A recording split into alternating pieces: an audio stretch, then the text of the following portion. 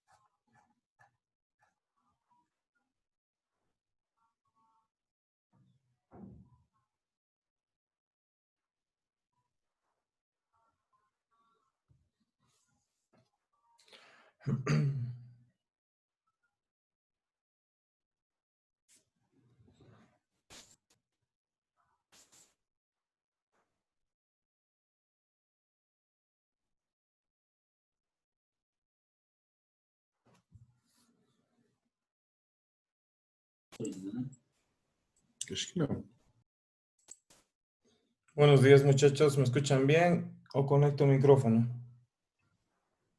Buenos días, doctor. ¿Se escucha bien? Perfecto. Ok, esperemos unos compañeros más y comenzamos. Vayan colocando presente, por favor, en el chat.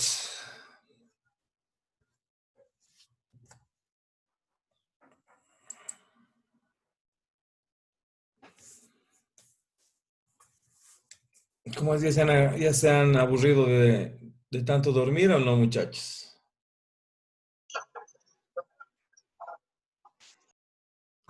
Doctor, estudiando todos los días porque se van a venir los parciales juntos, así que di- no estamos durmiendo.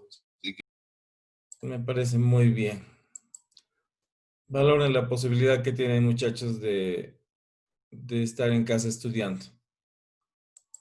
Mucha gente podría cambiar eso y su brazo derecho por quedarse en casa, de verdad. Bueno, estamos con 22. Esperamos medio minutito más a ver si alguien más se conecta. Sí, alguien más se conectó. Dos más. Oh, la doctora Angélica también está en línea. Qué bien.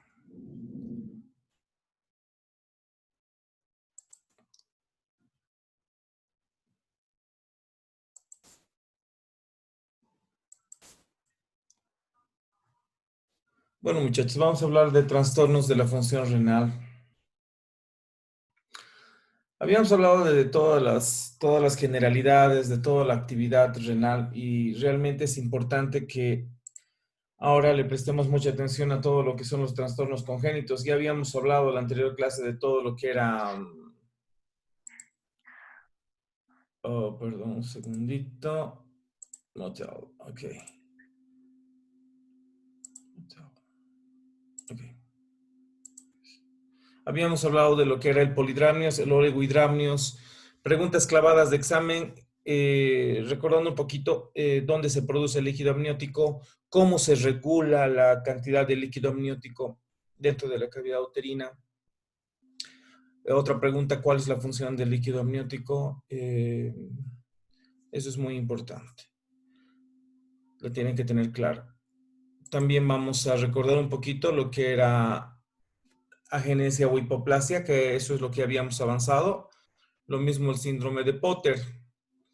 Habíamos mencionado de que la agenesia unilateral probablemente sea una alteración que pueda pasar asintomática hasta inclusive ser un hallazgo casual en una ecografía o en una tomografía. Es posible. Porque si es que uno de los riñones no llegó a desarrollar, probablemente el contralateral va a alcanzar una mayor dimensión y va a poder cumplir la actividad requerida de los dos riñones. Entonces, mucha gente puede ser que sea monorrena o tenga una agenesia unilateral completa. La agenesia total habíamos visto que es relacionada, o bilateral también llamada, habíamos visto que se denomina síndrome de Potter y tiene todo este tipo de características. Esto les voy a preguntar en el examen. Vámonos a otro tipo de alteraciones. Vamos a hablar de la displasia.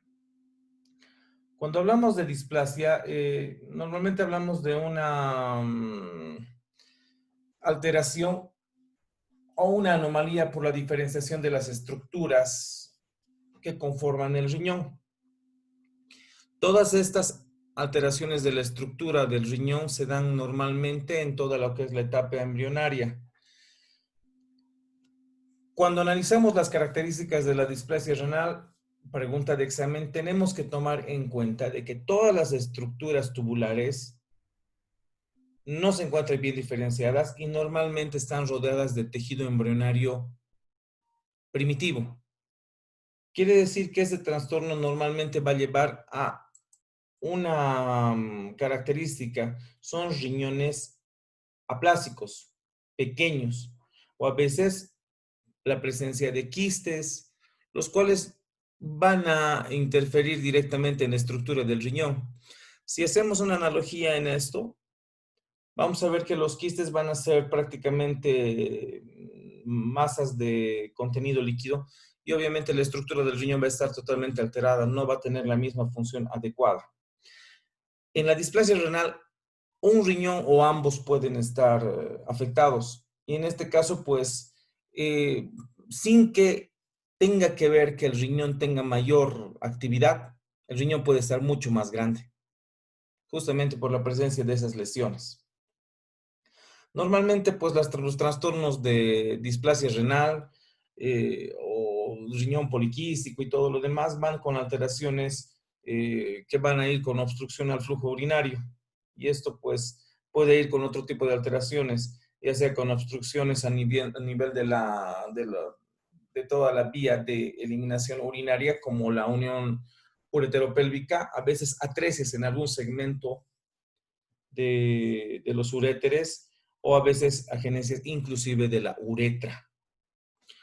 Pueden existir riñones multiquísticos también y en este caso pues el riñón en estructura va a estar realmente reemplazado por gran cantidad de quistes que son espacios no funcionales, los cuales no van a tener la actividad renal. Y en este caso pues esta displasia renal nos va a dar la característica como de una masa.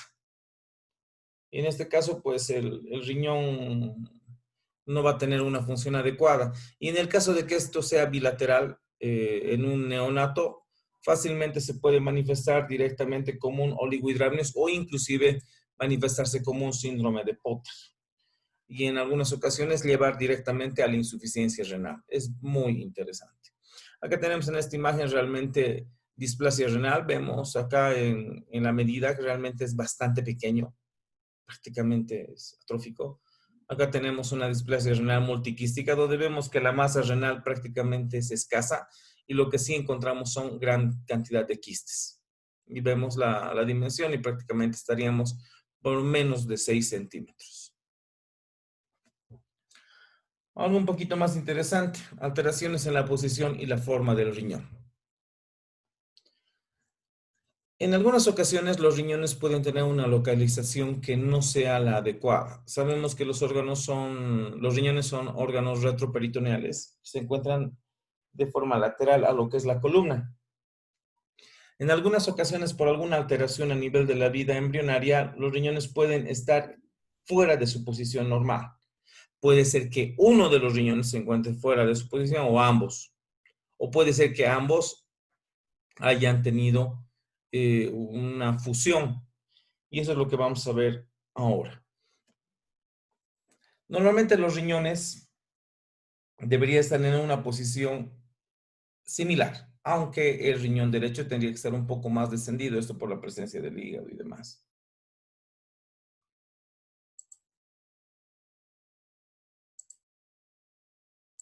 Ahora, pregunta de examen, muchachos. La mayoría de los riñones que se encuentran fuera de su localización normal se encuentran justo arriba del borde pélvico o algunos son intrapélvicos, pero algunos podrían estar también en la parte inferior del abdomen.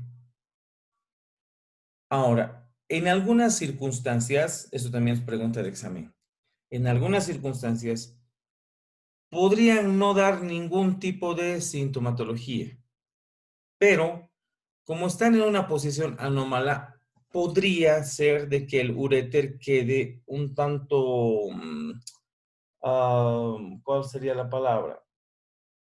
Puede ser que quede un tanto obstruido, no se encuentre libre de mandar la orina adecuadamente, se encuentre retorcido y genere una obstrucción del flujo urinario.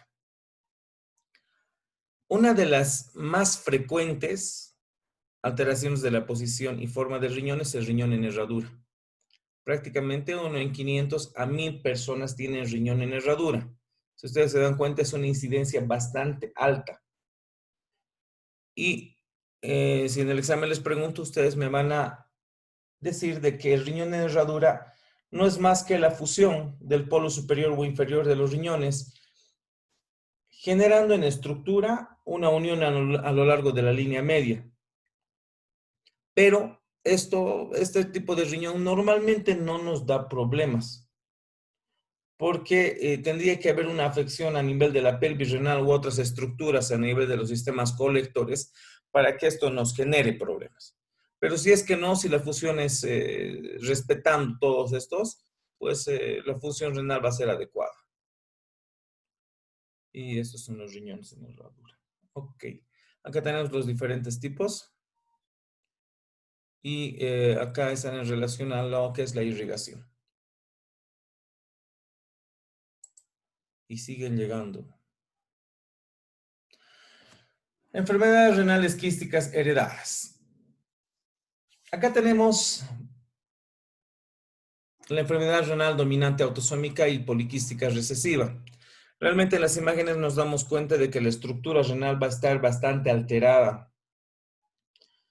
Y realmente las enfermedades renales quísticas heredadas son trastornos de un solo gen y heredados con rasgos mendelianos. Acá tenemos básicamente dos, la enfermedad renal dominante autosómica y la poliquística recesiva. Voy a arreglar algunos detallitos que tenemos acá. También tenemos a la enfermedad quística de nefroptisis medular.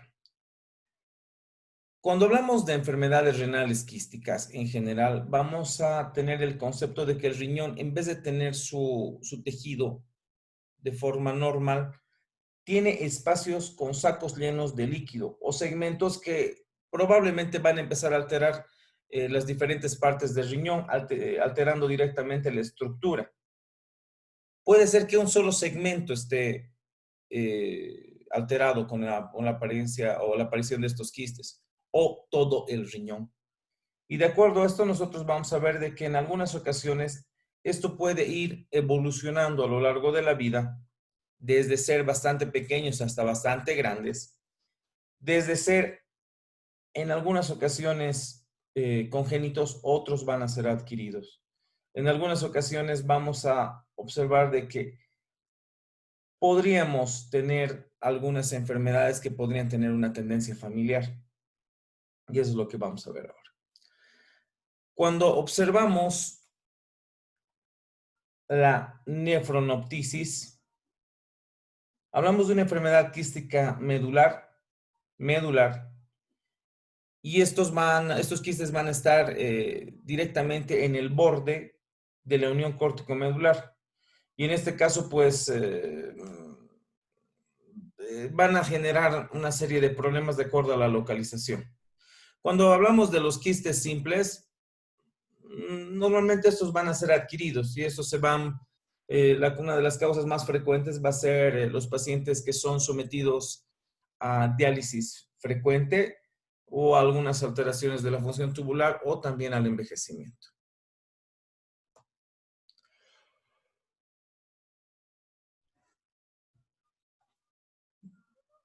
Acá. Enfermedad renal poliquística dominante autosómica.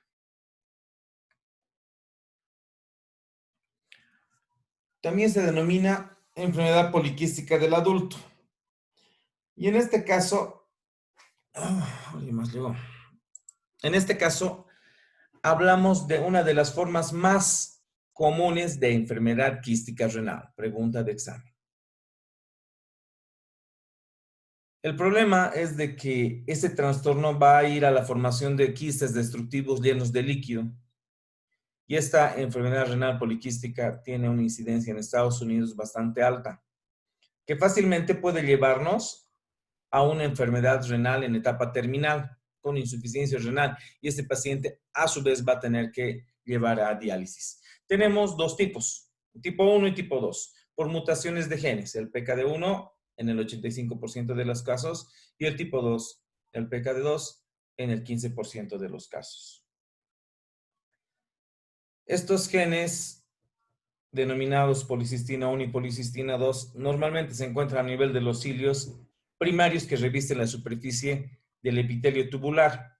No se tiene certeza exacta de cómo se manifiesta la enfermedad, pero lo que se cree es que estos cilios pueden actuar como una especie de sensores del flujo urinario y en este caso, pues, ser como una señal para que se dé una especie de proliferación a nivel de la célula tubular y esto desencadenar la enfermedad poliquística.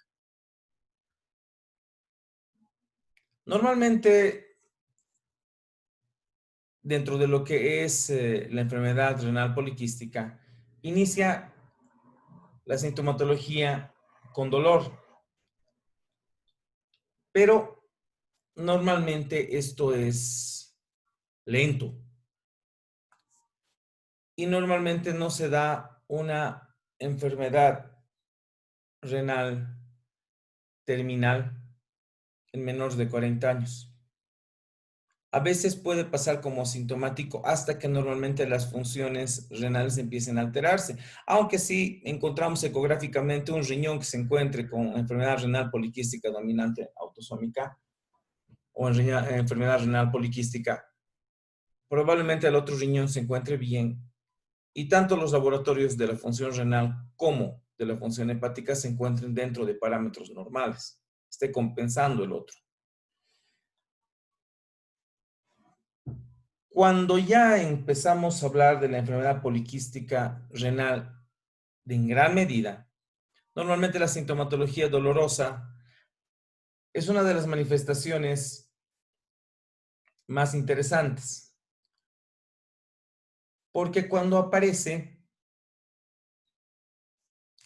los quistes van a generar una invasión a nivel de lo que es el parénquima normal del riñón, y esto puede llegar a generar distensión tanto de la parte medular como cortical a nivel de todo lo que es la cápsula y esto generar dolor.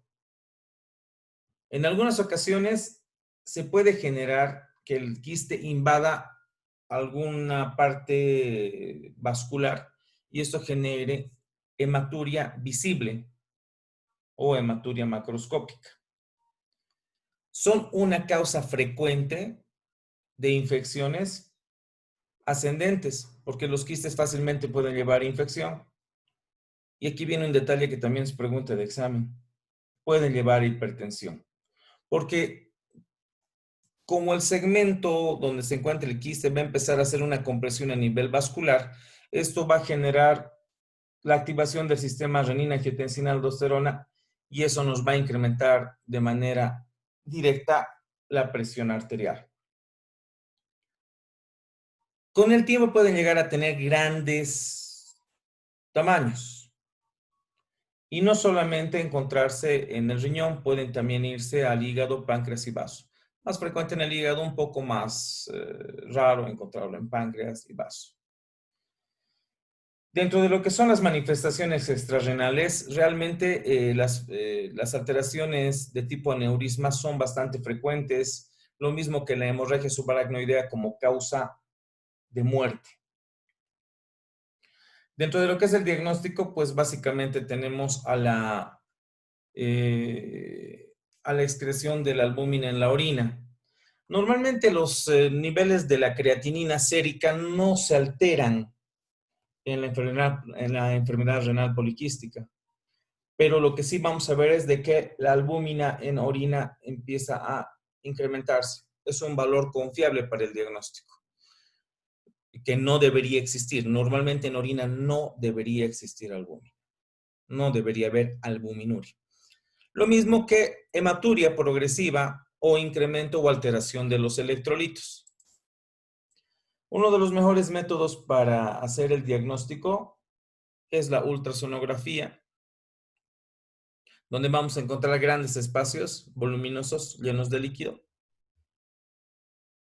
Pero cuando los quistes son bastante pequeños, realmente tendríamos que utilizar la tomografía axial computarizada.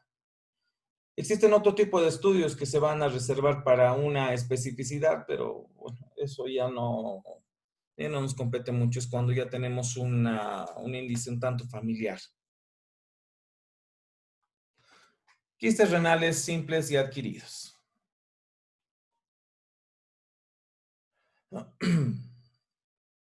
Bueno, dentro de lo que son los quistes renales simples y adquiridos, tenemos a los quistes simples que son trastornos comunes del riñón. Tienen algunas características que les voy a preguntar en el examen. Pueden ser simples o múltiples, en un solo riñón o en ambos.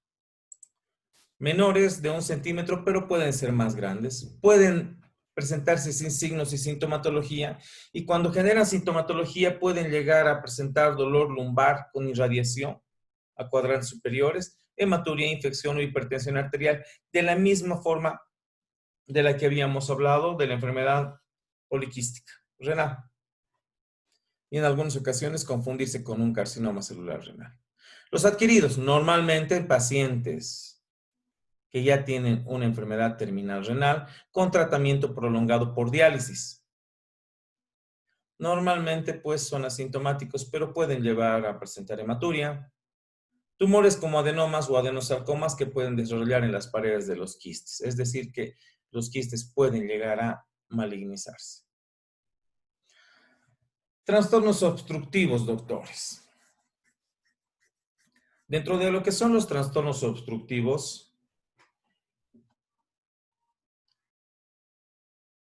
prácticamente las vías urinarias son sitios donde tenemos frecuentemente obstrucción por muchas razones. Y lamentablemente los trastornos obstructivos se pueden dar a cualquier edad. Y estos trastornos obstructivos que se pueden dar a cualquier edad. Un segundito, por favor, muchachos. ¿Aló? Sí, bueno, sí, dígame.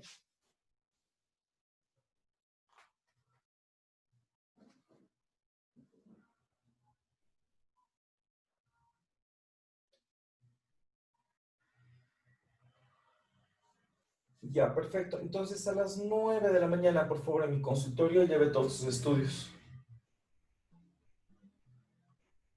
Ya, no hay ningún problema. Un favorcito. Si puede llevar, usar gafas de protección y barbijo, si no, no lo van a dejar ingresar.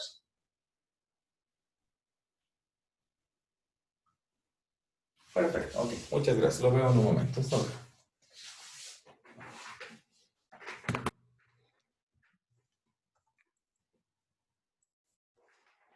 Los trastornos obstructivos realmente pueden darse a cualquier edad. No respeta edad. Y la verdad es de que el nivel de la obstrucción se puede dar a cualquier altura de la vía urinaria.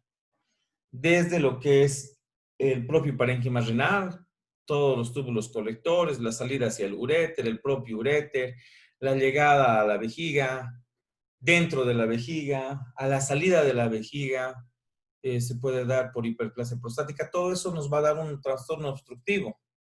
Y es así que puede ser repentina o puede ser progresiva e insidiosa, puede ser parcial o completa, puede ser unilateral o bilateral. Pensemos en un paciente. Tenemos pacientes que tienen hiperplasia prostática benigna. Vamos a adelantarnos un poquito para que nos quede claro. Los trastornos obstructivos van a ser cualquier proceso que nos obstruya la vía urinaria, a cualquier nivel de las vías urinarias.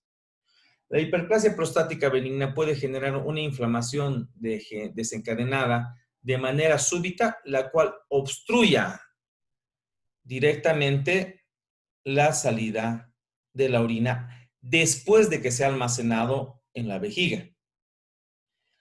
Acá tenemos a la próstata que está abrazando prácticamente la salida hacia la uretra, entonces no va a permitir de que esta vejiga totalmente distendida elimine la orina.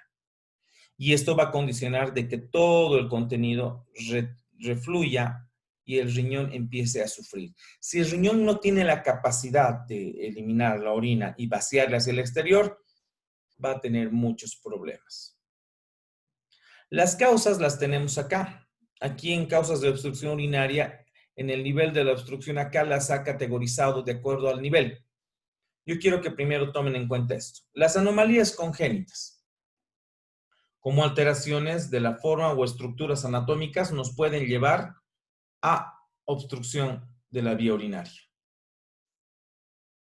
Podemos encontrar los cálculos urinarios, que como vamos a ver más adelante son de 4 tipos, que van a obstruir directamente el lumen, que también se pueden dar con una obstrucción parcial o completa, puede ser unilateral o bilateral.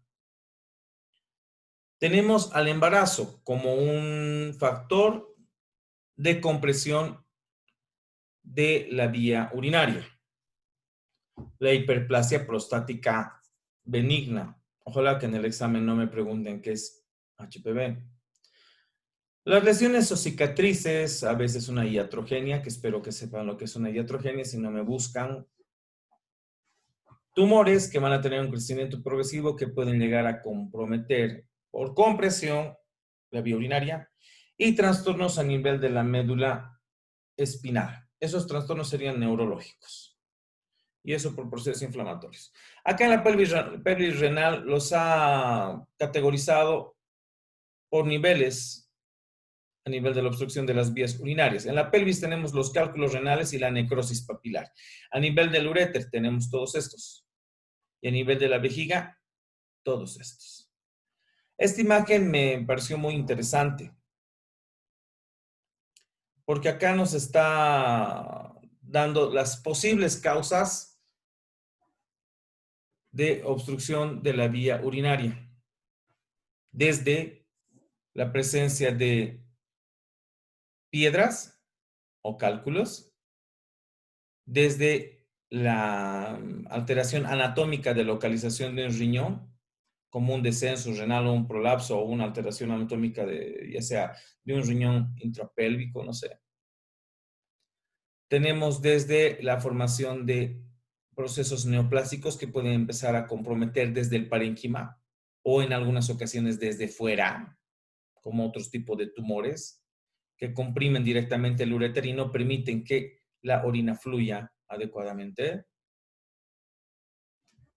Tenemos en algunas ocasiones alteraciones estructurales. Y estas alteraciones estructurales es por un concepto bastante sencillo. Los uréteres no son rectilíneos, siempre tienen acodamientos o zonas donde están adelgazados y perfectamente pueden generar un tipo de obstrucción. Puede haber infecciones crónicas con colonización tanto desde la vejiga, que tiene un factor de defensa, tanto hacia el uréter o hasta el riñón, que nos genere también un proceso obstructivo.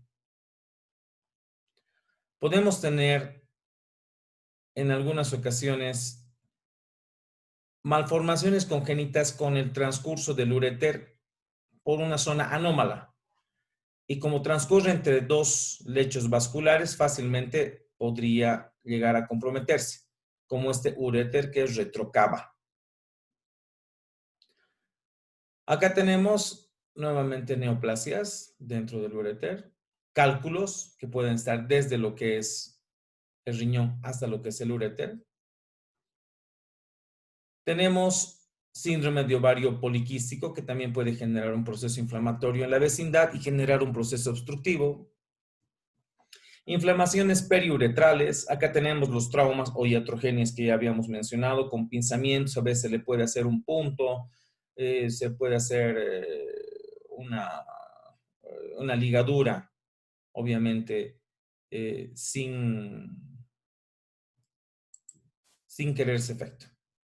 En algunas ocasiones podría ser la lesión de la uropatía obstructiva a nivel de lo que es la vesícula, digo, la vejiga urinaria. Ahí tendríamos, por ejemplo, el ureterocele, procesos neoplásicos, divertículos, cálculos que obstruyen acá la salida directamente. Tendríamos alteraciones congénitas, a veces otro tipo de divertículos, pero que son mucho más grandes, dándonos un segundo espacio. Y acá tenemos la diferencia dentro de lo que es la característica anatómica de la uretra corta de la mujer y de la uretra del varón.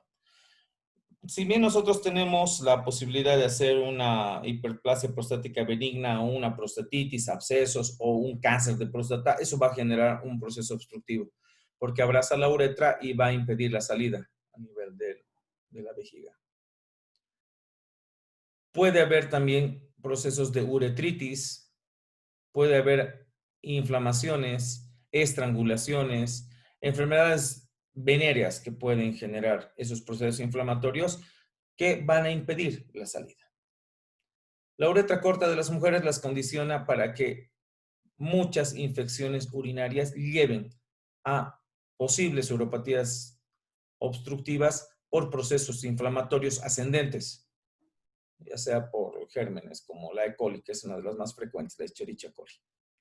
Puede haber también la presencia de alteraciones anatómicas como divertículos, alteraciones estructurales y también algunas enfermedades que son de transmisión sexual, las ITS. ¿Cuánto tiempo nos queda? 7:58. Perfecto, seguimos. Los mecanismos del daño renal, doctores, tenemos que catalogarlos básicamente en dos. Los efectos destructivos de la obstrucción urinaria siempre tenemos que tomarlos en cuenta que fácilmente pueden destruir la estructura renal. El riñón no está acostumbrado a retener orina. La orina que no se elimina es potencialmente dañina. La orina que no va a ser eliminada, que el riñón la mantiene en contacto, va a destruir ese riñón. Entonces, la lesión va a estar dada prácticamente por dos motivos: el grado y duración de la obstrucción. Y es por eso que vamos a tener encapsulados en dos: el éstasis de orina, infección y formación de cálculos, y la dilatación progresiva de los conductos recolectores renales con posterior destrucción y atrofia renal. Si la compresión es momentánea por algún tipo, la obstrucción es momentánea de alguna forma, probablemente el parénquima renal no vaya a sufrir ningún tipo de cambio o daño. Pero si definitivamente el grado es severo y la duración es bastante intensa, los efectos dañinos de la obstrucción urinaria van a ser letales para el riñón. Y pregunta de examen: una de las complicaciones más importantes de la obstrucción de las vías urinarias es la infección. La infección es clave. ¿Por qué? Porque la orina que se encuentra estancada en algún segmento de la vía urinaria condiciona sobreproliferación de gérmenes. Dato clave: toda la orina que llega a la vejiga, que es formada en los riñones y llega a la vejiga, llega como orina estéril. Es orina estéril. Y mientras más tiempo pase a nivel de la vejiga, pues más posibilidades de que ésta vaya a generar proliferación bacteriana. Y esto podría diseminarse de forma ascendente si es que no se vacía. Y es por eso que nosotros tendríamos que empezar a hablar de que las infecciones urinarias deberían ser un tanto difíciles de manifestarse o de presentarse, porque nuestro organismo tiene muchos mecanismos de defensa.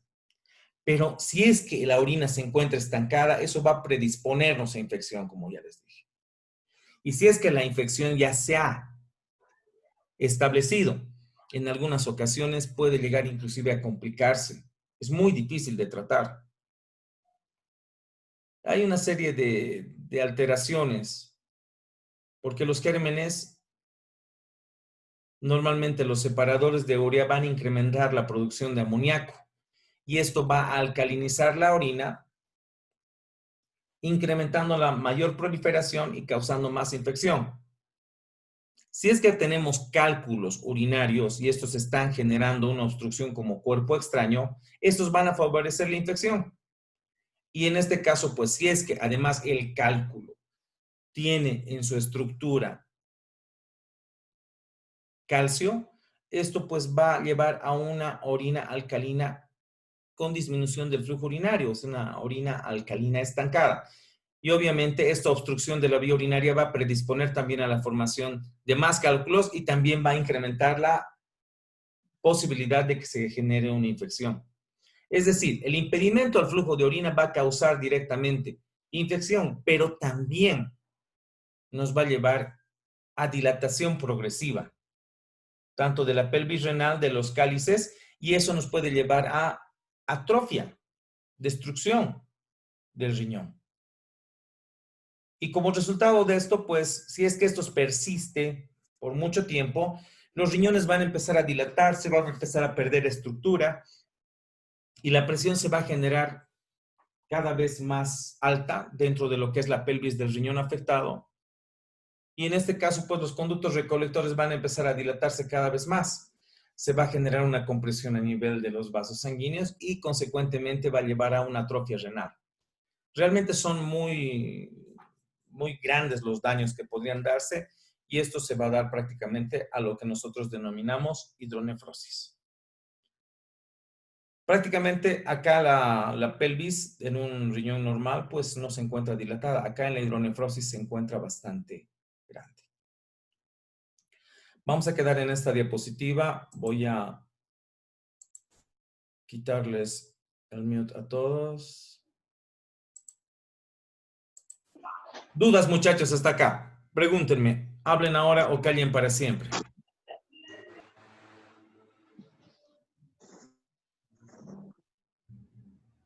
¿Preguntas?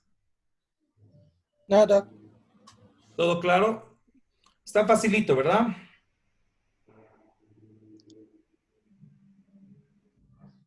Chicos, me gustaría acabar este tema esta noche. Si yo les voy a confirmar, yo creo que a las 9 de la noche me voy a dar tiempo. ¿Les parece? Sí. Perfecto. Entonces quedamos en eso. ¿Alguna duda más?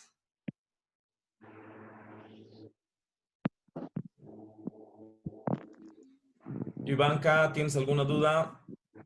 No, doctor. Glendy, Fernanda, No, doctor. Ana, Carolina, Elba, Guadalupe, George. ¿Nadie? No, Adriano, doctor. Adriano, ¿no tienes preguntas? Está bien, doctor. No, Doc. Muchas gracias. Perfecto. Daniel, a ver si subes algún videito de música. Ya, nos vemos, muchachos. Nos vemos, les confirmo de esta noche y hablamos. Bueno, saludos, cuídense mucho y no salgan de casa. Gracias, doctor.